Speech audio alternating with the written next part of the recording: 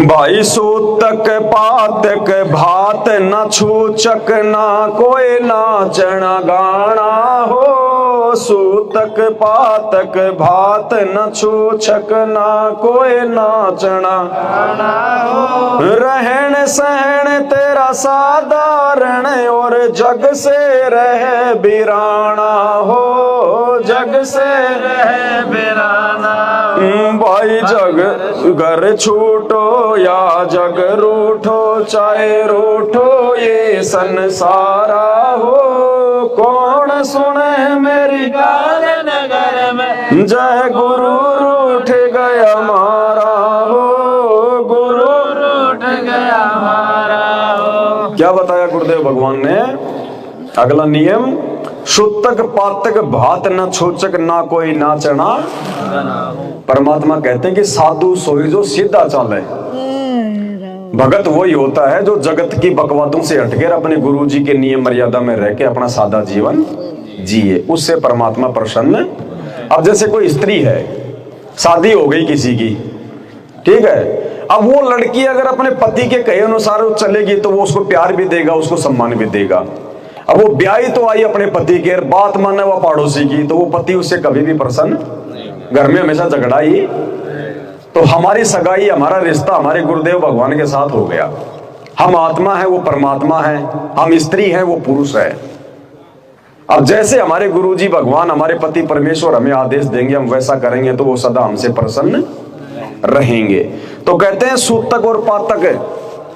परमात्मा ने सूतक बताया, जैसे घर में कोई लड़का लड़की हो गई, उस समय जो भी नियम क्रिया पूजा पाठ वो छठी वटी, तो मालिक कहते हैं हमने सूतक के समय किसी भी प्रकार का कोई भी आडंबर या पाखंड नहीं करना। बच्चा हो गया तो उसका संस्कार था, हो गया।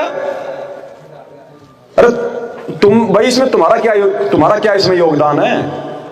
अगर तुम्हारा योगदान है तो फिर भाई जिन घरों में बच्चे बांगे टेंडे पैदा हो रहे हैं, तुम उनको रोकते, फिर वो सही तरीके से उनको पैदा करवाते।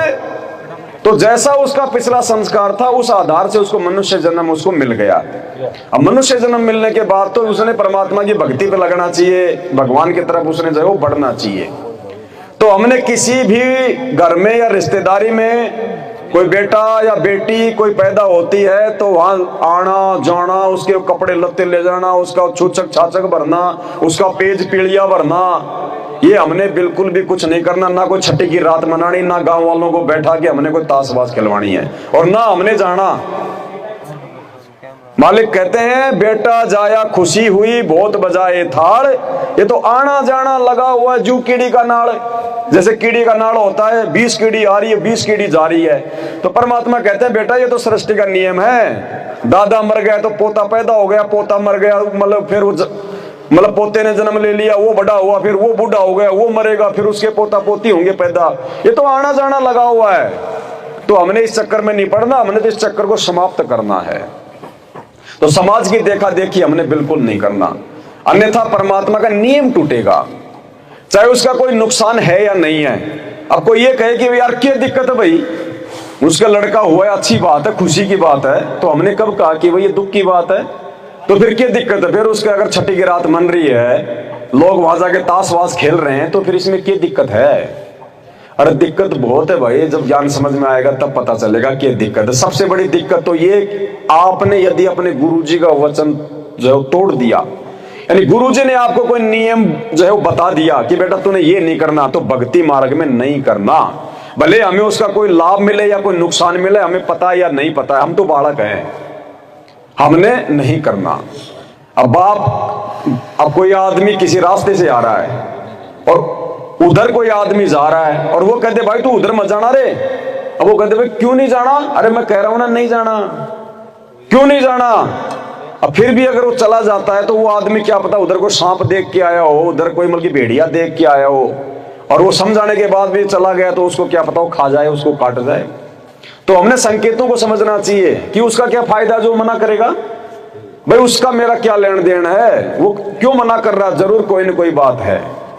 तो इसी प्रकार सतगुरुदेव भगवान जो होते हैं वो अंतर्यामी है, आगे पीछे की हमारे सब कुछ वो जानने वाले हैं कि भाई कौन सी बात में हमारी भलाई है और कौन सी बात में हमारा जमल के नुकसान होगा। तो हमने संतों की बात को मान लेना चाहिए। तो हमने किसी भी सूतक और पातक में संयोग। तो सूतक तो हो गया जैसे जब इंसान का जो होता है जन्म, जो भी उसकी जो क्रियाक्रम होता है उसको कहते हैं सूतक। और पातक का मतलब गुरु जी ने बताया जब इंसान की जब मृत्यु होती है उस समय जो क्रियाकांड किया जाता है उसको कहते हैं पातक। तो सूतक और पातक में हमने किसी भी प्रकार का कोई भी सहयोग नहीं करना है।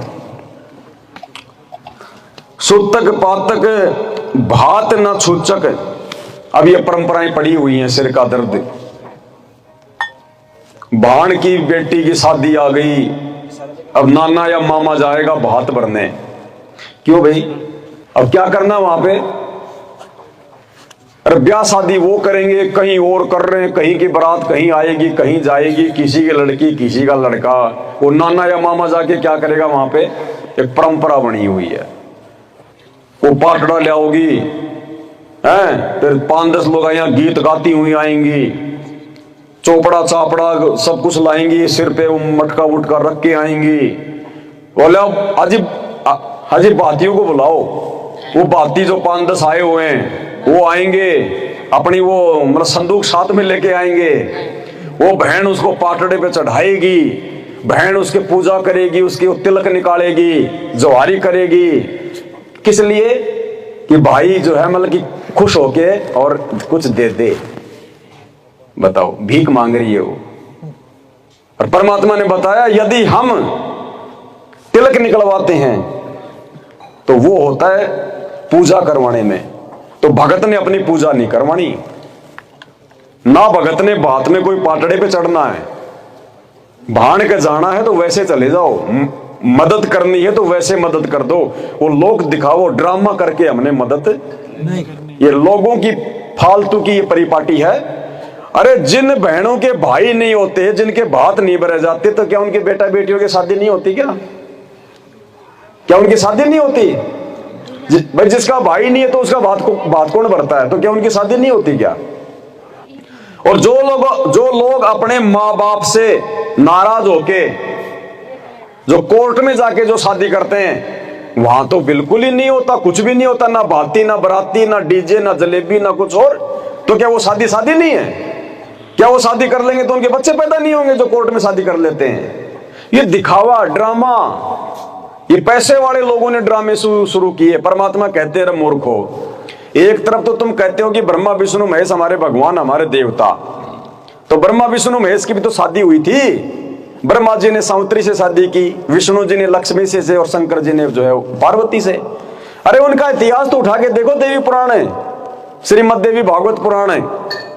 जब ब्रह्मा विष्णु महेश की शादी उनकी माता दुर्गा जी ने करी समुद्र मंथन के दौरान, अरे तो बताओ कौन बाती था, कौन बराती था, कौन डीजे बजा रहा था, कौन हलवाई आया था, कौन जलेबी तार रहा था? बताओ क्या था? कुछ भी तो नहीं था। समुद्र मंथन में 3 लड़कियां निकाली, सबसे बड़ी दे दी ब्रह्मा जी को, जा बेटा अपना घर बसा।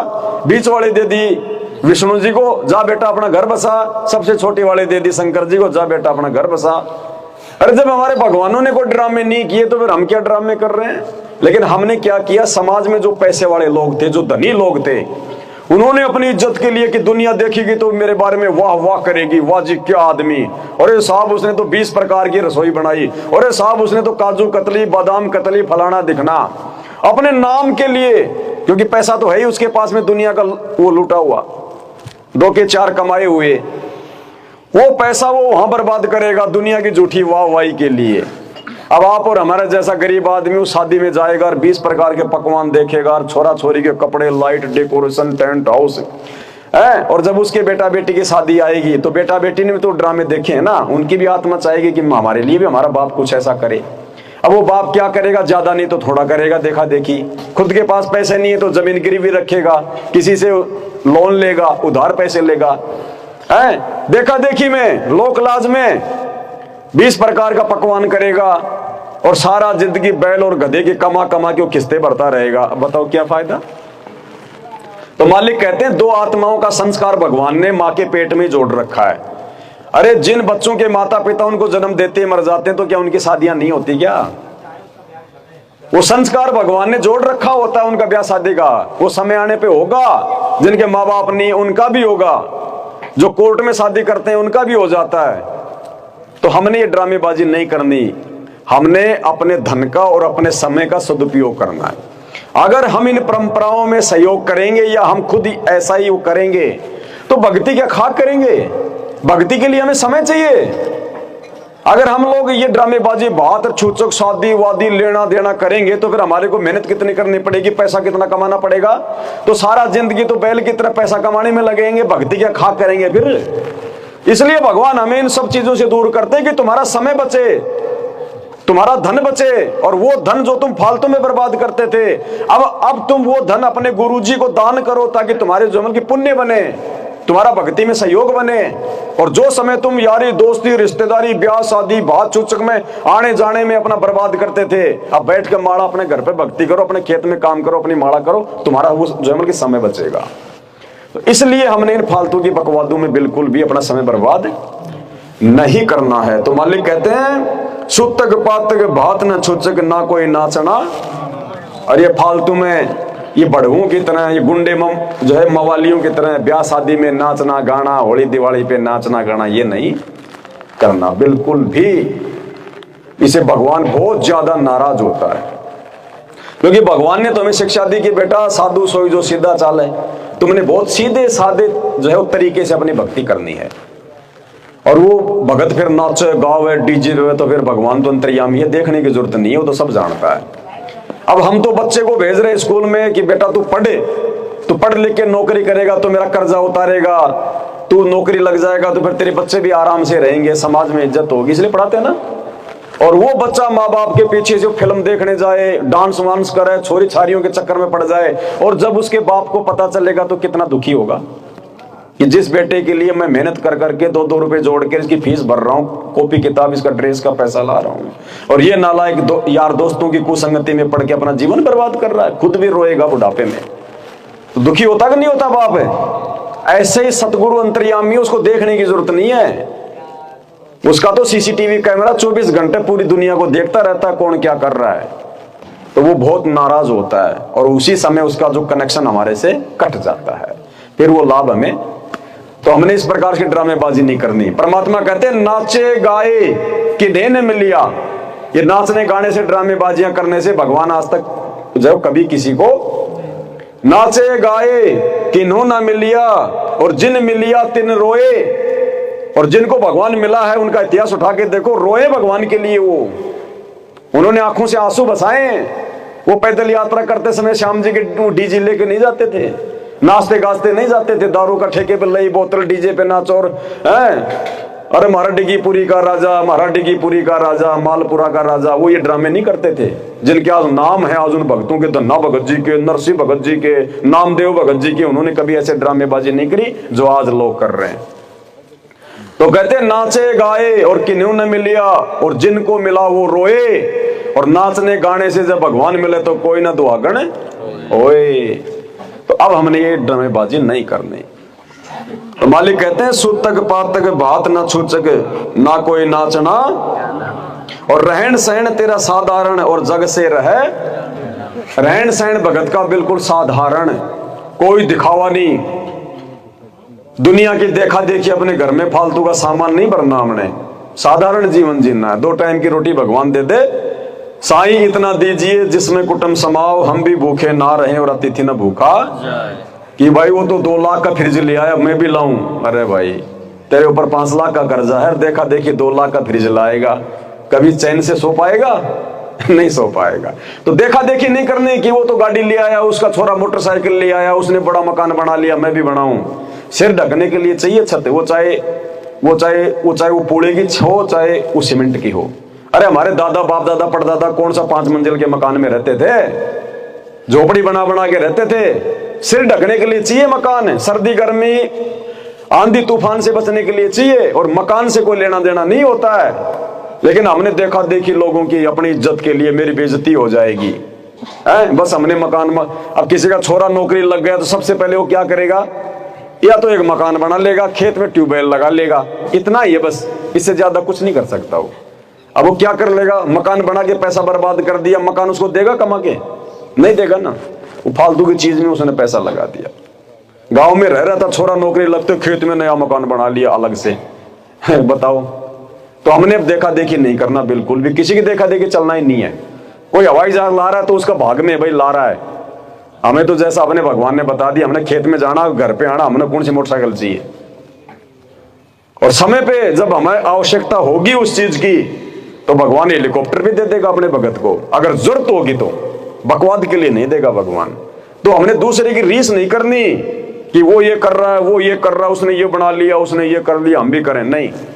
मालिक कहते हैं रहन सहन तेरा साधारण है, क्योंकि सादा जीवन जिएंगे तो भगवान प्रसन्न होगा। जितनी थोड़ी हमारी आवश्यकता होंगी उतना ही हम लोग शांति से रह पाएंगे। तो इस प्रकार से हमने, अब मोटरसाइकिल तो ले आए लोगों की देखा देखी, अब मोटरसाइकिल को पानी थोड़ी चलेगी, उसमें तेल भी डालना पड़ेगा, फिर किसी से मांग मांग के तुम तेल डालोगे। अब मोटरसाइकिल पे जाओगे, कहीं वो गिर गई खड्डे वड्डे में, टांग तुड़वा के 6 महीने हॉस्पिटल में बैठे रहोगे, बताओ क्या काम आई। तो जरूरत होगी तो परमात्मा भगत को अपने आप उसकी व्यवस्था करवा देगा, जरूरत नहीं है तो देखा देखी फालतू की चीजें नहीं लानी। तो कहते हैं रहन तहन तेरा साधारण और जग से रहे बिराना। जग यानी संसार, ये दुनिया वाले, इनसे दूर दूर ही रहो। अब जैसे आज दुनिया लाल पीली होके घूम रही थी, है क्या कर लिया भाई बताओ, क्या क्या मतलब हासिल हो गया, अंत में नहा धो के सोना पड़ा उसी घर में। और आज हम बैठ के भगवान की चर्चा कर रहे हैं, मालिक की महिमा कर रहे हैं, भगवान को भोग लगाया, उनके सत्संग कर रहे हैं, कितना प्रसन्न है भगवान। जब वो आपत्ति और विपत्ति का समय आएगा तो भगवान उनकी रक्षा करेगा, उनके साथ रहेगा पल पल। जो आज इन फालतू के चोचलों से दूर होकर भगवान को जो मिल के प्रसन्न कर रहे हैं, और आज ये लाल पीले मुंह करके घूम रहे हैं ना, ये देखना यूं भगेंगे कभी इधर कभी उधर, एक दाने के लिए। क्योंकि परमात्मा कहते हैं कि भैया दुख में सुमरण सब करे और सुख में करे न कोई। आज ये खुशी का दिन था, आज ये सुख का दिन है, और सुख के दिन को दुनिया वाले तो लाल पीले होके फालतू में शराब बीड़ी खा के मुर्गा बकरा काट के लाल पीले होके दुनिया को अपने घूम रहे हैं। और आज हम भगवान की चर्चा कर रहे हैं, परमात्मा को याद कर रहे हैं, तो कहते हैं दुख में सुमरण सब करे और सुख में करे ना। जब दुख आएगा, जब तो ये दुनिया वाले भगवान याद करेंगे, भगवान हे परमात्मा, हे बालाजी, हे फलाजी। कहते दुख में तो सुमरण सब करे और सुख में करे न कोई। आज सुख में आप और हम कर रहे हैं सुमरण। हम जितने भी संत रामपाल जी के भगत हैं, आज हम सुख में सुमरण कर रहे हैं, और ये सुख में दुनिया वाले क्या कर रहे हैं, बकवाद। तो कहते हैं सुख में सुमरण कोई न करे और दुख में करे फरियाद। कहे कबीर उस भगत की फिर कौन सुने फरियाद। जब उस पर आपत्ति आवेगी तो फिर भगवान नहीं सुनेगा। फिर सुख में तो तू मौज मस्ती और दुख में तने भगवान याद आवे, फिर भगवान नहीं सुनता। फिर तो भगवान उस समय उनकी सुनेगा जो आज सुख में भी भगवान को ही याद कर रहे हैं, सुख में जो भगवान को भूलते नहीं है। तो ये काम पूरी धरती पर केवल संत रामपाल जी के ही भगत कर रहे हैं। तो आने वाले समय में जो युग परिवर्तन का समय 2028, जब दुनिया में त्राहिमाम मचेगा आगामी 3 वर्षों में, उस समय, उस आपत्ति के समय में संत रामपाल जी के भगत ऐसे रहेंगे। बिल्कुल परमात्मा आपत्ति नहीं आने देगा। काल और काल के दूतों को किसी भी परेशानी को भक्तों के घर के आसपास भी नहीं फटकने देगा। और दुनिया वाले हाय तोबा, हाय मर गया यूं करते हुए हंडेंगे। तब हमें एहसास होगा कि हाँ, भगवान का एक एक वचन सत्य है।